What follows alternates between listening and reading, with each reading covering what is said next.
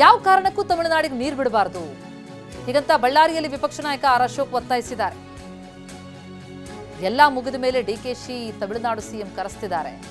Tamil Nadu CM ಬಂದ್ರೆ ಸುಮಾರು 15 ಕೋಟಿ ಹಣ ಖರ್ಚಾಗತ್ತೆ. ಈಗ ತಮಿಳುನಾಡು ಸಿಎಂ ಬಂದ್ರೆ ನಮ್ಮ ರಾಜ್ಯಕ್ಕೇನು ಉಪಯೋಗ ಇಲ್ಲ. ಮೇಕೆದಾಟು ಯೋಜನೆಗೆ ಅವರು ವಿರೋಧಿಸಿದ್ದಾರೆ ಅಂತಲೂ ಕೂಡ ಅವರ ಬರುವಿಕೆಯನ್ನು ಆಕ್ಷೇಪಿಸಿದ್ದಾರೆ ಆರ್ ಅಶೋಕ್. ಇಂಡಿಯವರು ಇಬ್ರು ಸ್ವಲ್ಪ ಜೋರಾಗಿ ಹಿಂಡಿಕೊಂಡ್ರೆ ನಮ್ಮ ಕರ್ನಾಟಕ ನೀರು ಉಳಿತೈತಲ್ಲ, ಹಂಗೆ ಮಾಡ್ಬೇಕಲ್ಲ ಡಿಕೆ. ಅದೇನೇ ಟ್ರಬಲ್ ಶೂಟರ್ ಅಂತಿರಲ್ಲ. ಈ ಮೀಟಿಂಗ್ ಆದ್ಮೇಲೆ ಅದು ಯಾವ ಶೂಟರ್ ನೋಡೋಣ. ಅದಕ್ಕೆ ಅವ್ರು ನಮ್ಮನ್ನ ಇಡ್ತಾರೆ, ನಮ್ಮ CM ಏನು ಹಿಂಡಲ್ಲ. ಬರೀ ಫೋಟೋ ಬರ್ತೈತೆ ನಾಳೆ ಅಷ್ಟೇ, ಒಳ್ಳೆ ಫೋಟೋ, ಫ್ರಂಟ್ ಪೇಜ್ ಫೋಟೋ ಬರ್ತೈತೆ ಹೊರತು. ನಾನು ಹೇಳಿರೋದು ಏನಾರ ಒಂಚೂರು ಮಿಸ್ಟೇಕ್ ಆದ್ರೆ ನನ್ನ ಮೇಲೇನೆ ಕೆಟ್ಟದಾಗ ಇದು ಮಾಡಿ, ಇಷ್ಟು ಬಿಟ್ರೆ ಏನು ಪ್ರತಿಫಲ ಇಲ್ಲ. ಈಗಾಗಲೇ ತಮಿಳ್ನಾಡಲ್ಲೂ ಪ್ರತಿಭಟನೆ ಮಾಡ್ತಾ ಇದ್ದಾರೆ, ಹೋಗ್ಬಾರ್ದು ಅಂತ. ತಮಿಳ್ನಾಡಲ್ಲೂ ಪ್ರತಿಭಟನೆ ಆಗ್ತಾ ಇದೆ.